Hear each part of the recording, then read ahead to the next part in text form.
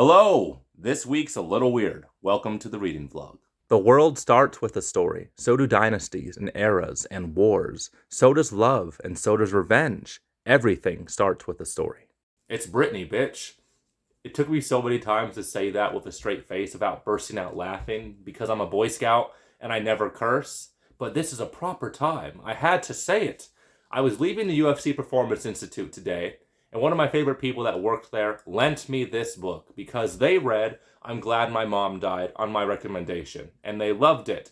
They said this memoir by Britney Spears, they loved it a lot, and they thought I would like it. I was born in 1995, so I missed out on the whole Britney Spears mania. I remember being conscious when I was like maybe 8 or 9 of a celebrity that shaved their head, went crazy, dated Justin Timberlake, all that jazz. But I know very little about Britney Spears besides that and her song Hit Me Baby One More Time. So it was actually kind of funny because as I was leaving the UFC Performance Institute, someone saw me get this book and they're like, "You read that type of garbage?" And I'm like, I read a lot of books that you would consider garbage because this person was a very big proponent of just reading nonfiction. So I got a lot of good book recommendations from that individual. So all the nonfiction that I'm reading over the next month or so, including this, is from that conversation that happened today. One of the best things about reading is that it's such a lonesome hobby that you get super excited when somebody recommends you a book that they enjoyed. So we can all enjoy this lonesome hobby in a group way and as a group activity. It makes a lonesome individualistic hobby into a group activity, and I love that. I look forward to seeing how this book influences the flavor of my reads this week.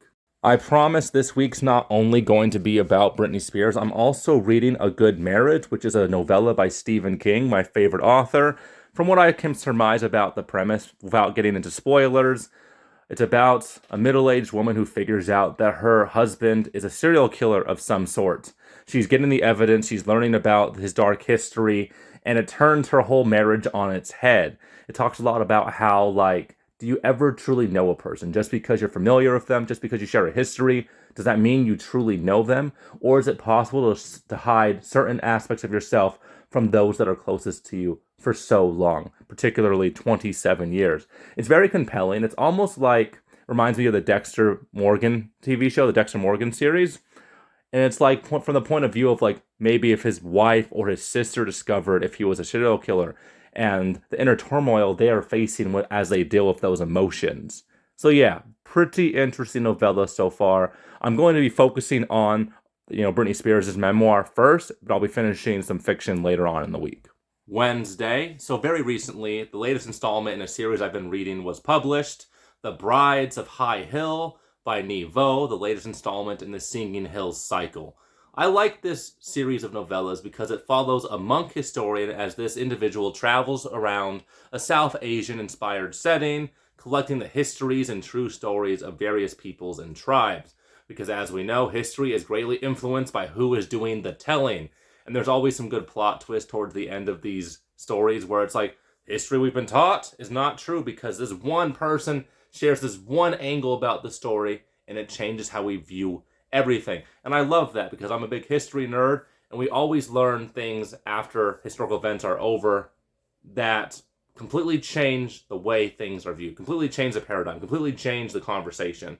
So I really like that. Goes along with the Britney Spears memoir that I'm almost done with. I think I'll be finishing it early Friday because growing up, I heard all these things about Britney Spears and it wasn't the full story. Now I have a more complete, picture of what happened to her. So yeah, that's just one way these reads are combining together in an interesting cocktail. Friday, I finished The Woman in Me.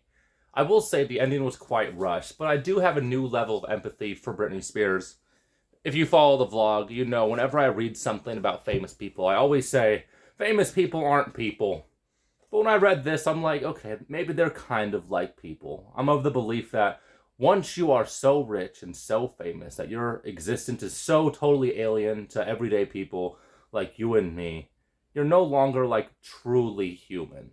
But when I'm reading about Britney Spears' upbringing, and a lot of things about her childhood is very similar to mine, and I'm reading about abusive family members, controlling parents, all these things are very familiar, very ordinary, very relatable too. And I'm reading about her conservatorship, about how she had none of her own agency, how she was treated like a child, despite the fact that she was making triple-digit millions of dollars for people, being considered not legally able to take care of oneself, but being, financially responsible to take care of your family. Very interesting position to be put in. So what does this UFC fighter think about the Britney Spears memoir? It's okay. I am not famous. I am popular in a very small niche, in a very niche sport that is growing. And I still get social anxiety whenever people recognize me in public. I remember right before we moved out of our first apartment, I had been in the UFC for about 6 months. I had just won my first fight, bonus, and my finish went viral. And like the week we were moving out, a person recognized me as I was like carrying something to the car. He's like, "You're Jordan Levitt." And I'm like, "Yeah." He's like, "Do you live around here?" And he pointed directly to my apartment. And that was terrifying. I can't imagine waking up every day, no matter where I went, paparazzi following me, stalking me, trying to get a picture of me. That is absolutely terrifying. I don't even share my children's name on social media or on this YouTube channel. So yeah, empathy for Britney. Back to fiction though. Sunday. It was a very productive Sunday, and it had to be because otherwise this whole reading vlog would have been about Britney Spears, and that's not what this channel is about. I finished 2 novellas, The Brides of High Hill and A Good Marriage. The Brides of High Hill by Neve Vo is the latest installment in the Singing Hills cycle, and it was the most underwhelming installment so far. It's not like the other previous installments. The previous installments were all about how, depending on who tells the story of history, it greatly influences the narrative. Like, the person on the winning side of the war will have a very different opinion of the conflict as the people who lost the war, which I think is very pertinent to the global events that are happening now. So, and this book was very confusing because I wasn't quite sure what was happening. The narrative was all very convoluted. It all came together towards the end, but I was confused and I did not have that feeling of catharsis. I hope the next installment in this series is better because I'm not sure how many more installments the author has planned, but this one was the first installment that I did not enjoy. A Good Marriage, on the other hand, was amazing. A masterpiece. Not as good as Shawshank Redemption, but pretty dang good. The whole idea of exploring the themes about, like, do you ever truly know a person? Our protagonist has been married to her husband for 27 years, and she finds out that he is a monster, a disturbing individual. And so she's struggling with this inner turmoil, like, is he a monster? Is he the person I love? Or is he somewhere in between?